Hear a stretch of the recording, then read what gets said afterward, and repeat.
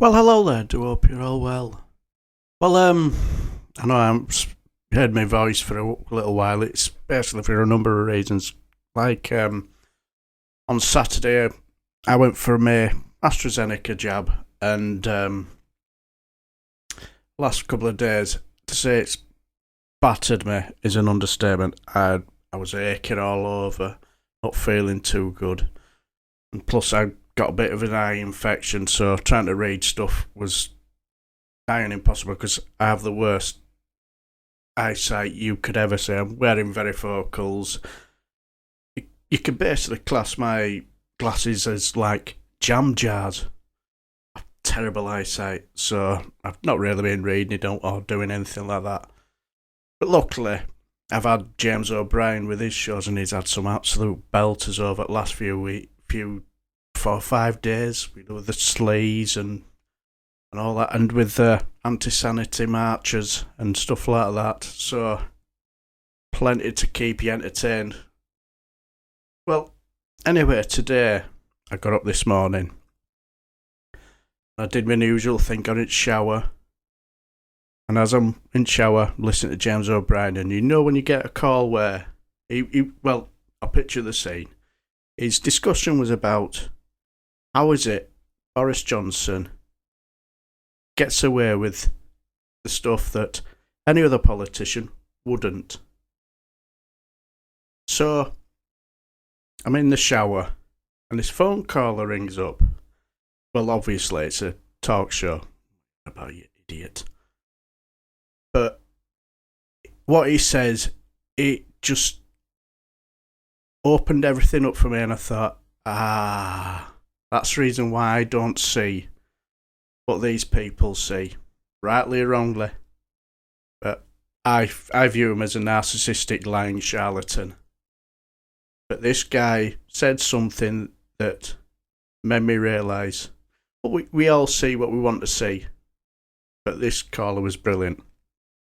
Enjoy. 11:06 is the time. Rob's in Chichester. Rob, what would you like to say? Oh, good morning, James. Hello, First-time caller, welcome. big fan of LBC. Hi.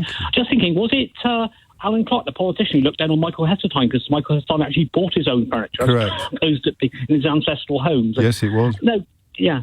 But coming back to the question of Boris, I think he's the patron saint of grifters. Really, that's what he's become. It's if you were at school, you were told you've got to get on in life, you must obey the rules, you must be truthful, you mustn't tell lies, you mustn't cheat. And that's how you would succeed in life. And then suddenly there's a man who comes along and says, I don't care if I lie, I don't care if I cheat. And he's succeeding on the back of that. So if you're a grifter and a chancer and life has never really produced the results you wanted from behaving as you were taught, there's a man showing you, look, you can do it the other way. It's possible. That's what I think. Well, you're answering a slightly different question from the one I'm asking. I'm not really struggling to understand Boris Johnson's appeal to fundamentally dishonest and indecent people. I think that's pretty much a given. But people who would, with any other politician, still subscribe to the standards of decency that you and I and most people listening to this programme recognise, that's the bit I don't get, that little loophole. Well, I think there's a lot more frustrated people out there than you think, James. They've been towing the line for too long, and there's an example of somebody, maybe if I hadn't spent my life towing the line, I would have got what I haven't got. Oh, that's interesting. So, I actually, it's a more generous analysis than the one I often apply to supporters of Donald Trump, for example, where you think your whole life is a failure and you're desperate for someone else to blame. So if someone comes along and says, blame Mexicans, blame Muslims, blame migrants, they'll bite your arm off. But this is actually more a denigration of decency as an inspirational modus operandi. Exactly. Well, blimey, you're good. Why have you never rung me before? I haven't got through before. I shall tell my 14-year-old. He says, he always saying you don't want to take my calls, so I shall tell him to get to school. I spoke to him. I shall listen again. And the final thing I'll say, yes. I think the only response to anybody spending £12,000 on a decorative owl would be twit to you.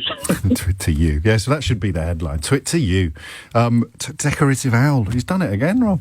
I'm going to use that now instead of a decorative owl. £12,000 on a decorative owl.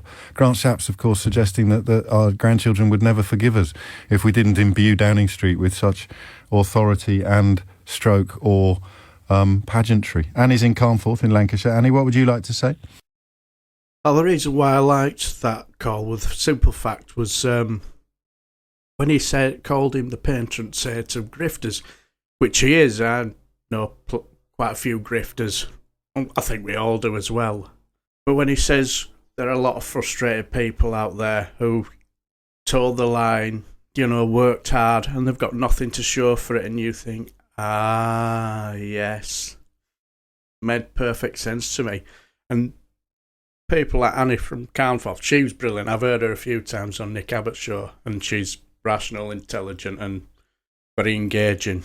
But the caller after Annie, he talked about there's women out there who want to mother him.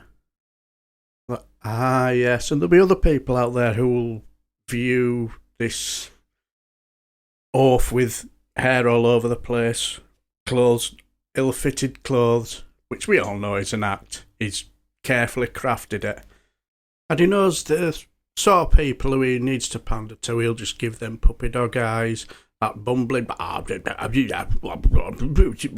stuff. But he knows who he's pandering to.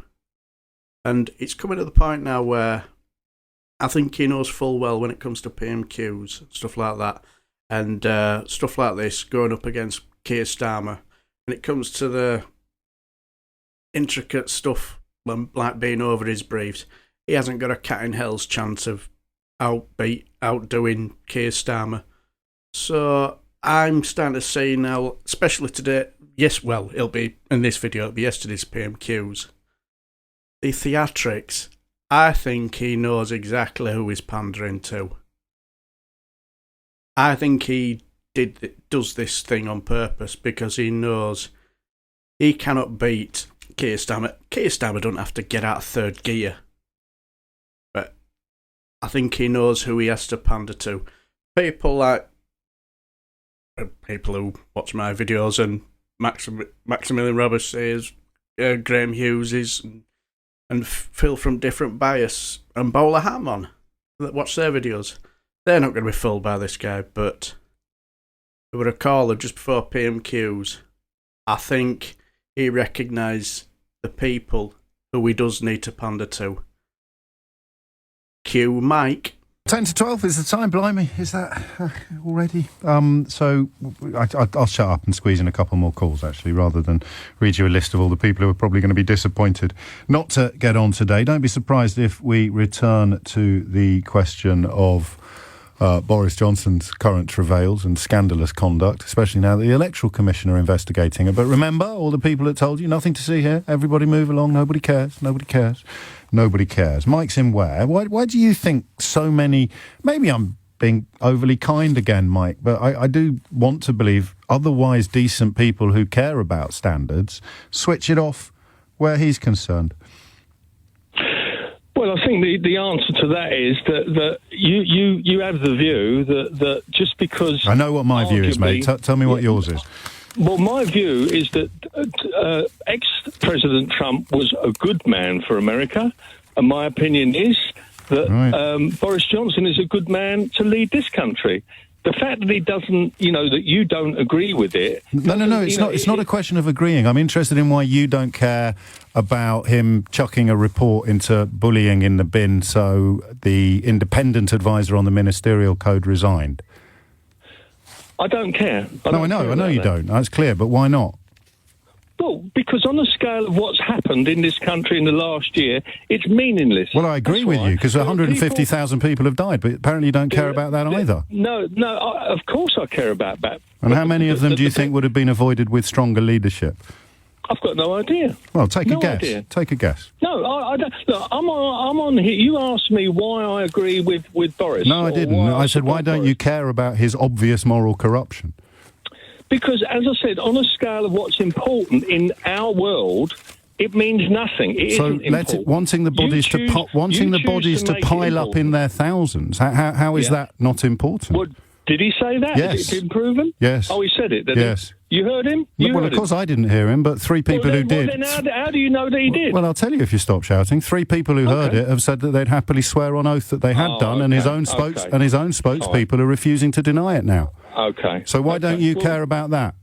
I don't care about it. I know you don't. That's why you've rung in. So why don't you care about the bloke in charge of No, Mike. Yeah. He said it. Why don't you care?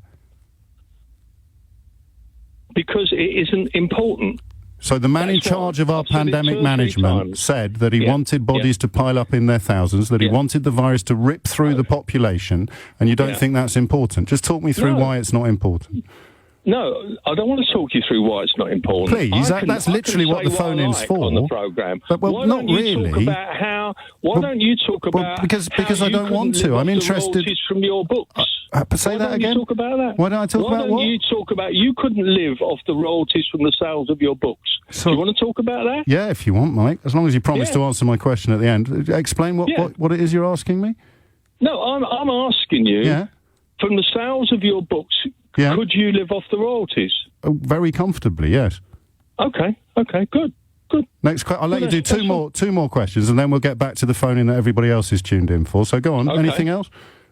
Yeah, what I'd like to know is why you still feel when over half of Americans voted for Trump, okay? No. In the last election. No, they didn't. They counted that. We can't argue about arithmetic, Mike. Your lot got drubbed in the referendum. Your lot got drubbed in the general election. Yeah, go on. But you just can't not my lot, mate. Not my lot in the general election. I was one of Jeremy Corbyn's most cogent critics. But what's the question again? The question was, why can you not accept that just because someone doesn't agree with your point of view... No, it's not my point of view. Substandard, they're submental. Mike, you're putting words in my mouth, and I don't think submental is actually a word. Well, you put words in everyone else's mouth. No, I don't. I give you an opportunity to answer the questions that I ask, Mike, and the question is... Well, you're doing it again. I've just given you the free space to make your point. It's not my fault you haven't got one. Let me make my point. Good. Let me make my point. Go on, then. So you think that the counting of the votes in the American election was wrong? Yeah. Okay. Don't keep insulting people because they don't agree with you. It's not a question of agreeing. Is there a border in the Irish Sea? It is. Is there a border in the Irish Sea? I don't care. No, but is there? All I care about is people's lives. Okay.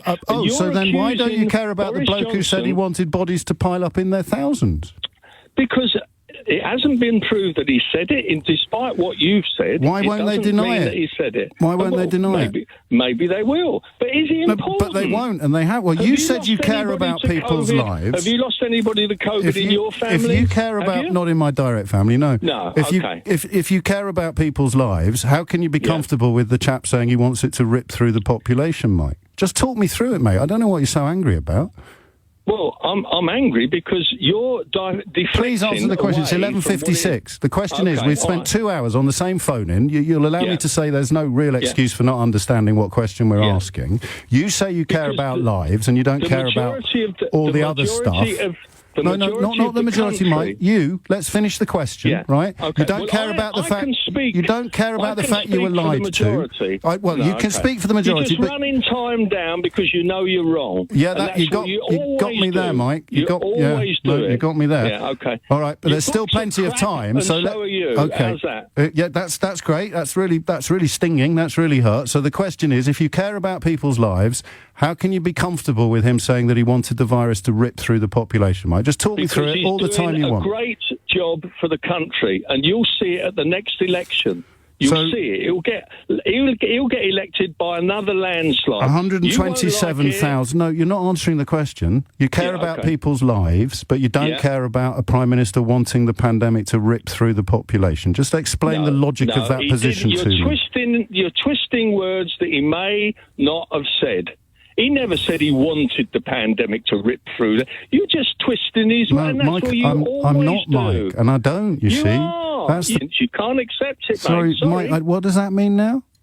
What does it mean? Yes, bearing in mind that there will be people listening who have mental health problems, why do you say I came off suicide watch? Well, because that was a rumour. I think that you'd been on suicide watch when the Brexit result went against you. By rumour, you mean racists on Twitter? No. Where did you hear that rumour, Mike? Where did you hear that rumour? Social media, but not Twitter. Well, okay, so give me some examples, will you? Because I might sue. No. Why not, Mike? Come on, Mike. Big, brave Mike. Tell it like it is, mate. Take your time. You've still got 2 minutes. Where did you hear that rumour? On social media. Where?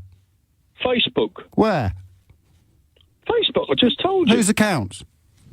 Well, I don't make a note of people's account. There was a lot You of must them. be able to remember something that you're going to come out and spew on national radio, trivia. Mike. Come on. It's trivia. It just demonstrates You think it's trivia that your views. you think it's trivia that people few claimed I was people on support suicide your watch? views. Come on, Mike, give me the source.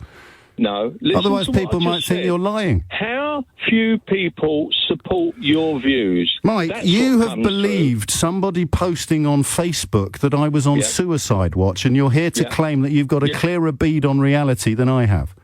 Yeah, well, what you may have been, because all your dreams are shattered. And they Mike, keep being shattered, and you can't accept it. What are you talking about, Mike? Your man is calling for bodies to pile up in their thousands and the virus to rip through the population. And in order to defend your position on national radio, you're reduced to repeating libelous lies from Facebook accounts that you're too cowardly to name. Okay.